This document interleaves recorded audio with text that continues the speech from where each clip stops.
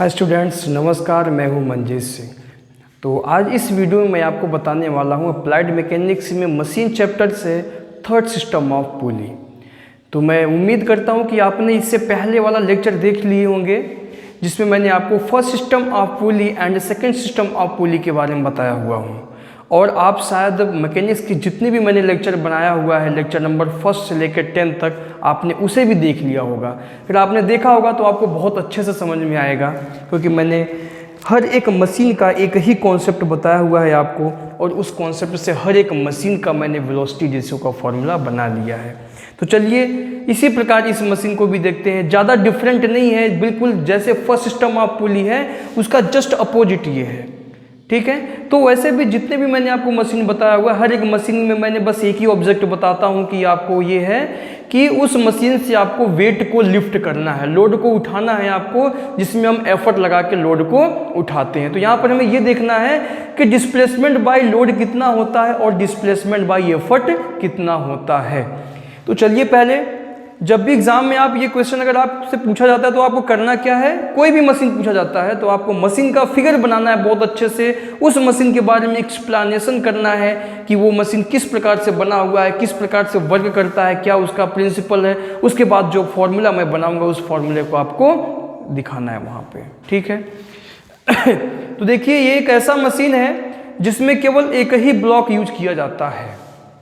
ये क्या है आपका, इसे बोलते हैं ब्लॉक। ये ब्लॉक जो होता है एक बीम से फिक्स्ड होता है, और सबसे नीचे एक बीम और यूज किया जाता है जिस पे जितनी भी रस्सियां यूज की जाती है, वो रस्सियों का जो दूसरा वाला किनारा होता है वो इस बीम पर बंधा हुआ होता है, और इसी बीम से नीचे की तरफ लोड को उठाया जाता है। इस प्रकार के मशीन में नंबर ऑफ पुलीज चाहे जितने भी हो सकते हैं, लेकिन जितने भी नंबर ऑफ पुली होंगे उतने ही नंबर ऑफ स्ट्रिंग यानी रस्सी यूज किया जाएगा। ये सब क्या स्ट्रिंग है, यहाँ पर रस्सी है। अब देखिए यहाँ पर नंबर ऑफ पुली कितने हैं, 4 पुली है, तो नंबर ऑफ रस्सी भी कितना है, 4 है। देखिए पहला रस्सी आपका ये है, सेकंड ये है, थर्ड एंड फोर्थ। यहाँ पर मैंने पुलियों का नाम भी दे दिया हूँ, pulley number 1, second, third and fourth. 4 pulley use किया गया है और 4 रस्सी यूज किया गया है। अब रस्सी को किस प्रकार यहाँ पे अरेंजमेंट किया गया है वो देखिए। रस्सी नंबर अगर फर्स्ट की बात करूं, मैं रस्सी नंबर ए की बात करूं, अगर रस्सी नंबर ए, रस्सी number B, C and D, ये 4 टाइप के रस्सी यूज किए गए हैं। रस्सी नंबर ए का रस्सी का जो एक किनारा है वो नीचे बीम से बंधा हुआ है। बीम से बांधने के बाद पुली नंबर 1 के चारों तरफ ये लपेटा गया है, उसके ऊपर से होके गुजरता है, ये होकर के फिर पुली नंबर 2 के सेंटर पे जाके बंधा हुआ है।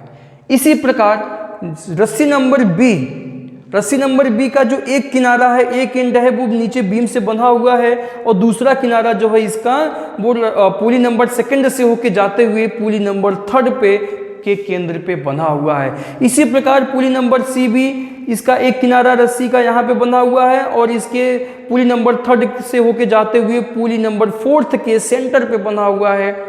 और इसी प्रकार पुली नंबर 4 पे भी एक रस्सी नंबर डी यूज किया गया है, जिसका एक किनारा बीम से बंधा हुआ है, और इसका दूसरा किनारा जो है पुली नंबर 4 से जाते हुए उसको फ्री रख दिया गया है, उसको नहीं बांधा गया, क्योंकि वहीं से हम एफर्ट लगाएंगे। यहाँ से हम क्या करेंगे, एफर्ट लगाएंगे, अपनी तरफ खींचेंगे। जब खींचेंगे तो क्या होगा, ये रस्सी ऊपर उठेगा। जब ये रस्सी ऊपर उठेगा तो बीम भी उठेगा, तो ये रस्सी भी उठेगा, ये भी उठेगा, और ये भी रस्सी होगा। फिर इधर से ये रस्सी नीचे की तरफ आएगा। तो चलिए देखते हैं कि P का डिस्प्लेसमेंट क्या होता है और W का डिस्प्लेसमेंट क्या होता है। यहाँ पर एक चीज और देखिए आप, पुली नंबर 1 जो है ये मूव नहीं करता है, ये ब्लॉक से फिक्स है। बाकी के जितने भी पुली हैं वो सब मूव कर सकते हैं, ऊपर नीचे हो सकता है। पुली, ये वाला पुली रोटेट तो घूम तो सकता है, बट ये मूव नहीं कर सकता है। लेकिन बाकी सारे जितने भी पुली हैं वो सब क्या करेगा, मूव कर सकता है, ऊपर भी जा सकता है और नीचे भी जा सकता है। तो चलिए मान लेते हैं कि माना W को हमें x डिस्टेंस पे ऊपर उठाना है, तो डिस्प्लेसमेंट बाय लिफ्टेड लोड या load lifted, displacement bye lifted load कितना मान लेते हैं, x मान लेते हैं, उठाए गए भार का विस्थापन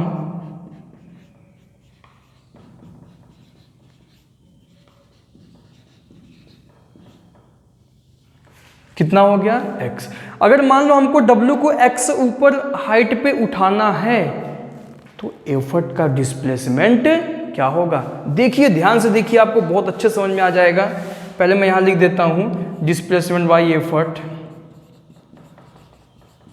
डिस्प्लेसमेंट बाय एफर्ट, प्रयास द्वारा विस्थापन,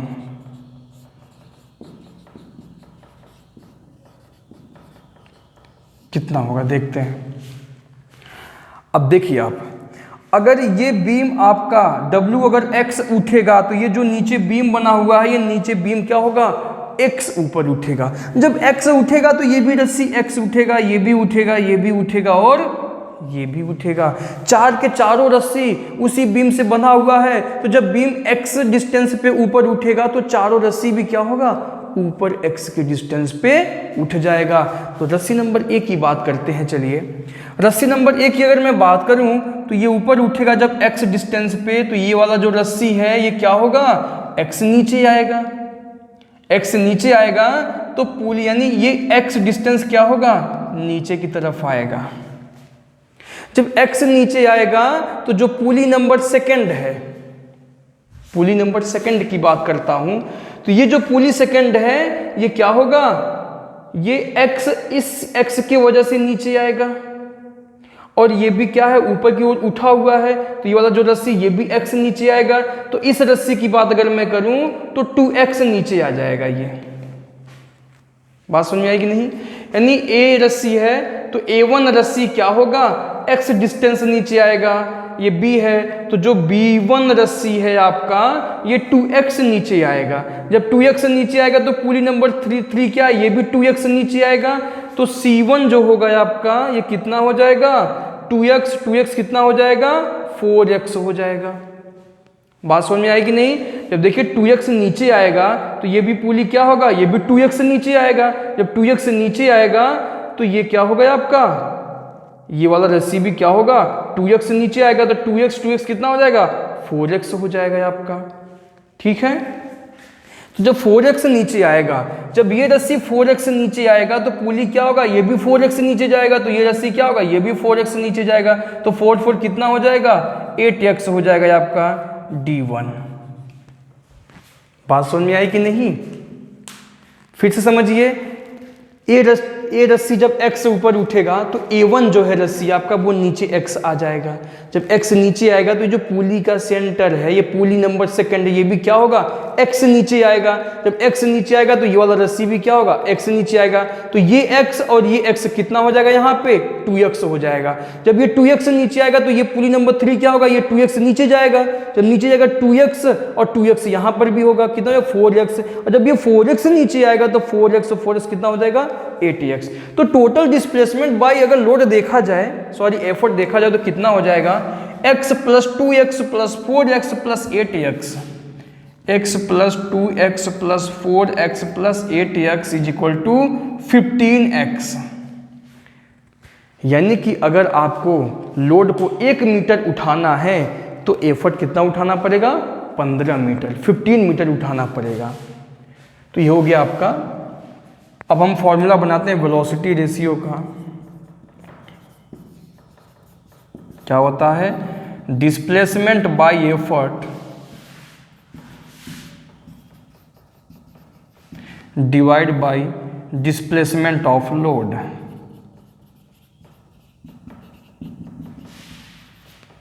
बात समझ में आई। तो क्या हो जाएगा अब आपका, देखिए ये velocity ratio is equal to displacement by effort कितना है, 15x, और ये कितना है आपका लोड x से x कैंसिल होगा, VR का फॉर्मूला क्या बन जाएगा, 15। अब फॉर्मूला कैसे बनाएंगे, मान लीजिए पुलियों की संख्या यहाँ पे 4 है, कभी 5 कर दिया, 6 कर दिया, 7 किया, तो अब आप कैसे फॉर्मूला बनाएंगे। इसको मैं फॉर्मूले में चेंज कर लेता हूँ। कैसे, इसको आप लिख सकते हैं 2 की पावर 4 माइनस 1। 2 की पावर 4 का मतलब कितना होता है, 16, और 16 में से 1 घटाएंगे कितना आएगा 15, जहाँ पे 4 क्या है, 4 नंबर ऑफ पुली है, 1 2 3 4।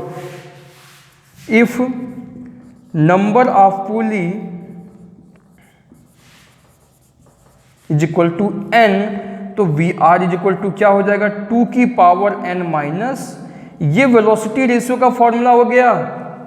यहां पर देखा जाए, here number of pulley is equal to कितना है 4, तो 2 की पावर 4 माइनस 1 फॉर्मूला बन गया। अगर नंबर ऑफ पुली n हो जाएगा तो 2 की पावर n माइनस 1 हो जाएगा। तो मैं एक लाइन और लिखूंगा, if mechanical advantage efficiency is equal to 100%, then mechanical advantage is equal to velocity ratio is equal to 2 की पावर n माइनस 1। यही फॉर्मूला आपको याद करना है। अब मैं अगले वीडियो में आपको बताऊंगा जितने भी टाइप के मैंने मशीन बताया हुआ है, हर एक टाइप का न्यूमेरिकल एक एक एग्जांपल दूंगा आपको। तो अगला वीडियो आप जरूर देखना। हर एक मशीन का वेलोसिटी रेशियो आपको याद होना चाहिए, तभी आप मशीन को सॉल्व कर पाएंगे। ठीक है। वैसे भी मैंने लेक्चर नंबर 2 में सिंपल मशीन का मतलब किसी भी मशीन का नाम नहीं लिया गया है, एक सिंपल मशीन, उससे रिलेटेड जितने भी क्वेश्चन आते हैं लेक्चर नंबर 2 में मैंने सब बता दिया है। उसके अलावा और भी किसी टाइप का क्वेश्चन न्यूमेरिकल नहीं आएगा। तो आपके एग्जाम में 3 टाइप के क्वेश्चन आते हैं जो BT UP बोर्ड के स्टूडेंट हैं फर्स्ट ईयर के, या तो मशीन के बारे में 2 मशीन दे देगा हमेशा 5-5 नंबर का 10 नंबर में दे देगा, या तो फिर एक सिंपल मशीन का न्यूमेरिकल देगा जिसमें किसी भी मशीन का नाम नहीं लेगा। कई बार ऐसा होता है कि एक मशीन का न्यूमेरिकल दे देगा और एक कोई मशीन के बारे में एक्सप्लेन करने के लिए दे देगा, जिसमें आपको फिगर बनाएंगे, एक्सप्लेन करेंगे और उसका फॉर्मूला डिराइव करेंगे, या किसी भी 2 मशीन का न्यूमेरिकल दे देगा।